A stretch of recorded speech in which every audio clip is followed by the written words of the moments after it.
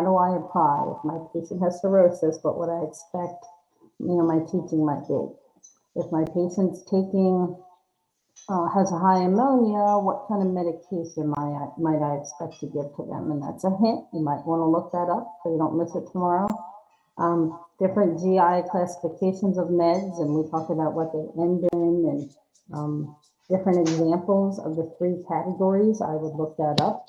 And what are we treating when we take those medications? So that's reflux, and I just want you guys to kind of give you a couple of hints on what might be on there. And then there obviously is a lot of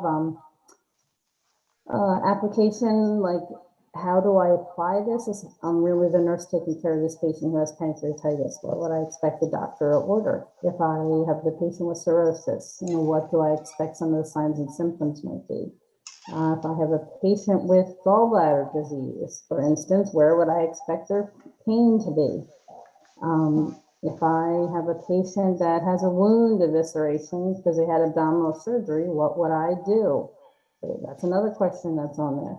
So I'm just trying to give you some hints to try to help you out tomorrow. On the matching, you're going to look for, again, categories of medications are going to be in the matching. Peptic ulcer disease is in there.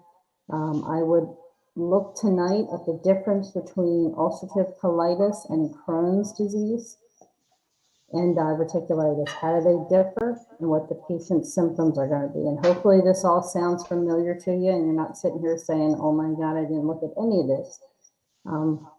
This should have been some of the stuff that you were looking at for GI. I'm trying to think of anything else that I can remember that's on there. Medications, cirrhosis, pancreatitis. There's a question about lactose. I would know normal ammonia level, that's on there. Normal AST and ALT are on there. Amylase and lipase questions are on there.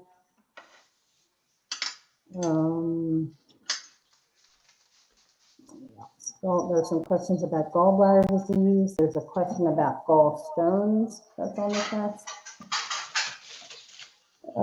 There's a question about ondansetron. Anybody know what that is? You can type it in the chat. Hint, hint, you better look that up if you don't know what it's for. Can you repeat that last word? Ondansetron starts with an O.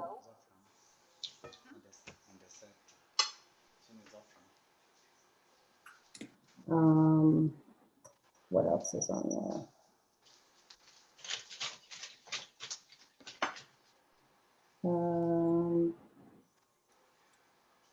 Ira, you don't have to put the answer in there. I want them to look it up.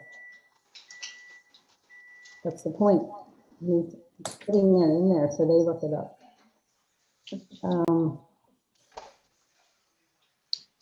Trying to think of anything else that's on there.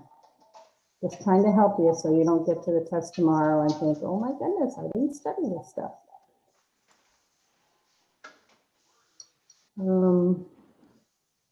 I'll take a peek at it on our first break and see if there's any other hints that I can give you. Some questions about normal abdominal assessment. I do remember that one. There's questions about normal bowel sounds. How many they are, how much is too much, how much is too little.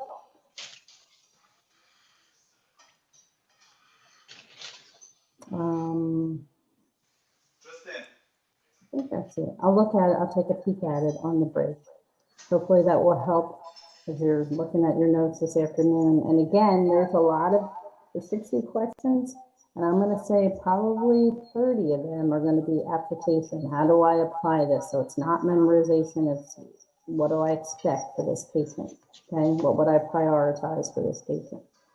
Everybody, any questions about the GI stuff before we move back into renal? Everybody good? I hope that helps. All right. Any question? Yep. For cirrhosis, Go ahead. Mm-hmm. Do they need to be on a low protein diet or a high protein diet? Cirrhosis, if you want healing, so they're okay with some protein. Be careful, too much protein breaks down, but that really affects more of our kidneys than the liver itself. Okay. Yeah. All right, thank you. Anderson. Yep.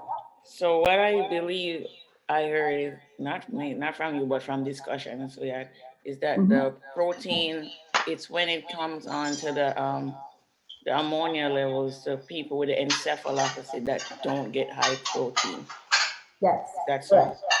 Correct. Now remember, ammonia is 10 to 80. There's a hint, there's your number. If what's going to make your ammonia level go up is your liver is not functioning properly. So your ammonia level goes up. There's a med that we use called lactulose that binds with the ammonia and lowers that ammonia level for the patient. Yeah. So again, higher protein isn't the best option for them right at that particular time. Your liver is trying to process things. But remember, most of our metabolism and breakdown of protein happens in our kidneys.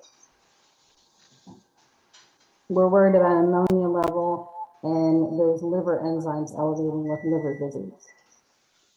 One other thing that I just remembered on the test, there's probably 3 or 4 questions about different types of hepatitis. Our patient would get them, and then what's our treatment for them? What kind of meds would we expect maybe that might help the patient with hepatitis? Basically, how would we prevent different types of hepatitis? And again, all I'm looking for is that A, B, C, D, E types.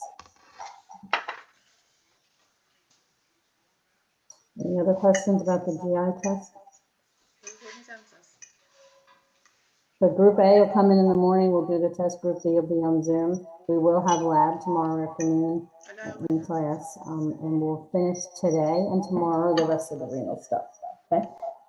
Yeah, Miss Anderson, do you still need a packet tomorrow? Hmm? Or the packet number 1? Yeah, you Or, should bring that tomorrow. okay. Mhm. I thought that was due on the 5th.